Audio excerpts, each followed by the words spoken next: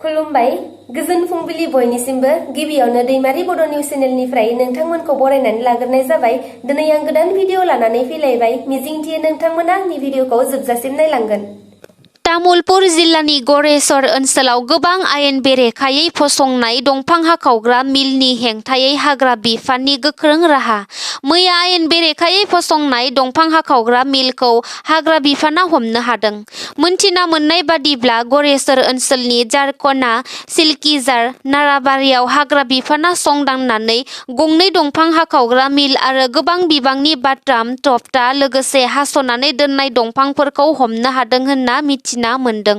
तामुलपुरनि रेन्जार कामेश्वर बर' आरो कुमारिकाटानि रेन्जार बिरेन बर'जों लोगोसे गरेस्वरनि बिट अफिसार कीर्ति दैमारिनि दैदेननाय हाग्रा बिफाननि मोनसे हानजाया मैया गोख्रों संदाननानै सेबनाय समाव हमनो हादों। हमनो हानाय दंफांनि बेसेनखौ खमैबो 6 लाख रांसो जागोन होनना मिथिहोदों आरो तामुलपुरनि रेन्जार कामेश्वर बर'आ बुंदों दि खान्थिनि बेरेखायै दंफां मिल फसंनायफोरखौ बन्द खालामनांगौ। लोगोसे फैबाय थानाय समफोराव आयेन बेरेखा दंफां मिल हाखावग्रानि सायाव गोख्रोंनिफ्राय गोख्रोंसिन राहा लामा लागोन होनना तामुलपुरनि रेन्जार बिथाङा खौरां बिजोङाव बुंनायखौ नुनो मोन्दों। रायजोआव फिन मोनसे सोमावसारनाय हाबाफारि लाफिनगोन। बे बाथ्राखौ बुंदों आसामनि मुंदांखा मेलेमजिबि सुबुं ड हिरेन गहाइआ। ड हिरेन गहाइआ आसामनि सुबुंफोरखौ CAA थामहिनबा का सोमावसारनायखौ फिन सोमावसारफिननो थाखाय थुलुंगा होनायजों लोगोसे राजा लामायाव ओंखारबोनो आसामनि सुबुंफोरखौ खावलायदों। ड हिरेन गहाइआ बुंदों दि आसामनि आयेन आब्रुथिया दासिमबो थि गैया आरो नोगोरारि सोदांनाय आयेना मोनसे दोहोरोमनि बेरेखा। जेब्ला असमियाफोरा सिरि मोनो अब्लानिया मिरु सोरखारा गादबनो हानाय नङा। आथिखालाव किलनजिया थामोनथाखौ रैखा खालामनो थाखाय आसामनि सुबुंफोरनि बागै रायज्लायलायनानै गोबां गुबुन हादोरारिफोरा असमियाखौ गाग्लोबनो नागिरगासिनो होनना ड हिरेन गहाइ बिथाङा बेबादि बुंनायखौ नुनो मोन्दों। सासे पुलिस एसआइआ फिन जाख्लग्रा बेरेखा हान्जानि जेआव नांथानानै हमजालायबाय। हादरसानि सोरखारा बारानिफ्राय बारा जाख्लनायनि हेंथायै गोख्रों राहा लाबोनायखौ नुनो मोनगासिनो दं आरो बेबादिनो थांनाय समफोराव गोबां अफिसारफोर एबा सोरखारि मावख'गिरि साख्रिआवलाफोरखौ साफानि उनाव साफा हमबोनो हाबोगासिनो दं जाख्लग्रा बेरेखा हान्जाया। थिग बेबादिनो थांनाय मंगलबार सानखालि जाख्लग्रा बेरेखा हान्जानि गोख्रों सिग्रोमनायाव चिरां जिल्लानि धालिगाव पुलिस आउटपस्टनि एसआइ सिन्टु दासखौ सासे सुबुंनिफ्राय हमनाय गारिखौ हगारनानै होनायनि मुङाव 10,000 रां लाफुबाय थानाय समावनो हमनो हादों होनना मिथिहोदों पुलिस बिफाना। दायनिगिरिखौ हमग्रा पुलिस जानानैबो रां लानायनि दायाव हमजानाया थारैनो मुगैजाथाव खामानि मावनाय जादों आरो खाखि खसाब एबा पुलिसनि इउनिफर्मखौ दागो फोनांनाय जादों। अल बड' एक्स भलेन्टियार फर्स अर्गानाइजेसननि खौरांगिरि मेल। आलादा रायजो बड'लेण्ड दाबिफिननो थाखाय फैगौ फेब्रुवारि दानाव अल बड' एक्स भलेन्टियार फर्स अर्गानाइजेसना मोनसे गोख्रों थांखि लादों। बिथांमोना खौरांगिरिनि सिगाङाव फोरमायदों दि फैबाय थानाय फेब्रुवारि दानाव दिल्लीयाव थांनानै मेम'रेन्डाम हैनो थाखाय लाहार फाहार खालामनानै फैबाय थानाय लकसभा बिसायख'थिनि सिगां सिगां भारतनि गाहाय हादरगिरि नखर मन्त्रि बिथांमोननो गोसोखां बिलाइ हैनानै आलादा रायजो दाबिनो थाखाय थांखि लादों अल बड' एक्स भलेन्टियार फर्स अर्गानाइजेसना।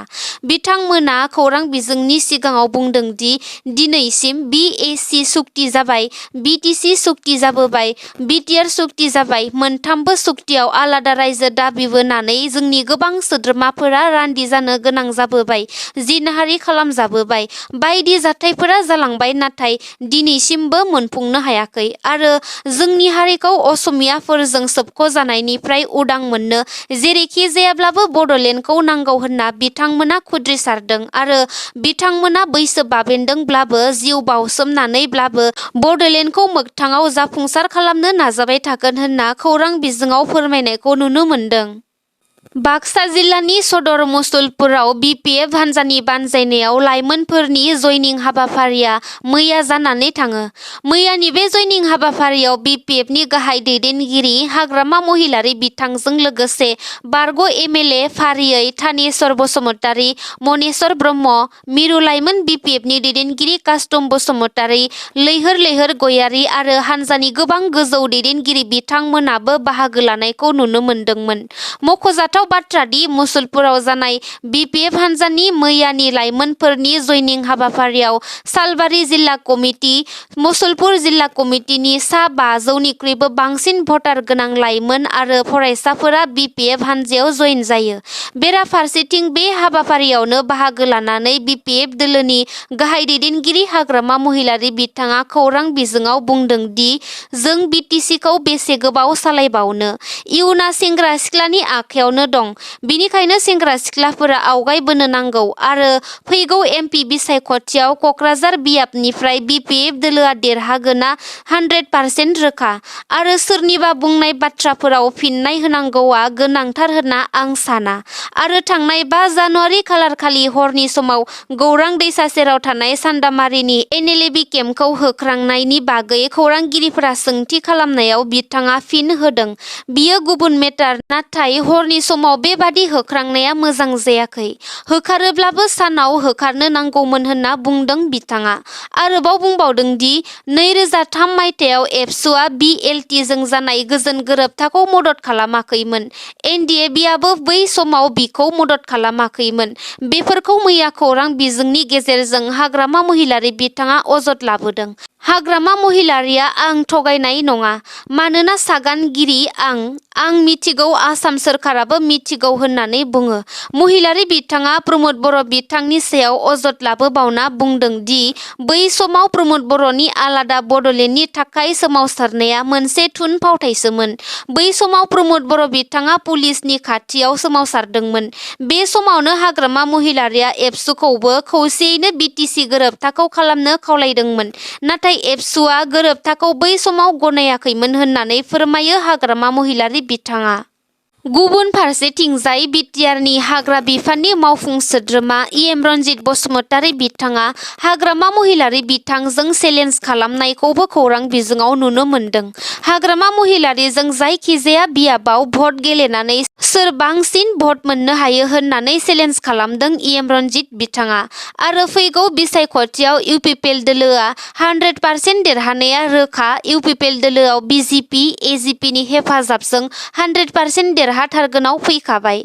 आरो दिनैनि दिनाव जाय आदिबासि मुसलमानखौ लानानै हाग्रामा महिलारि बिथाङा गाव बिटिसिखौ दैदेननाय समाव समाजनि बेरेखा खामानि मावनानै जोंनि बर' सेंग्रा सिख्लाफोरखौ दैदेननानै गुलाय गुजाय जाबादि खामानि मावबोदोंमोन, बेखौ रियेलाइज जाजोबनानै दा बिपिएफखौ नागारनानै इउपिपिएल दोलोआव गोबां जयनिं जाफैगासिनो दं होननानै बुंदों।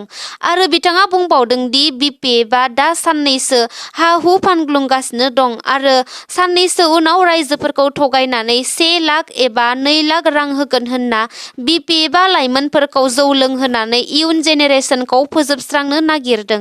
आरो जोबनायाव बिथाङा बड'फानि सानस्रि, गेरेमसा हारि दानाय, बर' थुनलाइनि सानस्रि, एबसुनि माहारियारि बादनि खामानि मावनायाव बिटिआर सोरखारा जेब्लायबो मदद होगोन होननानै बुंदों इएम राकेश बसुमतारी बिथाङा। नोंथांमोना आंनि भिडिअखौ जोबजासिम नायबायब्ला अन्नानै लाइक, शेयार, कमेन्ट आरो साबस्क्राइब खालामनानै होदो। एसेनोसै, गोजोन्थों।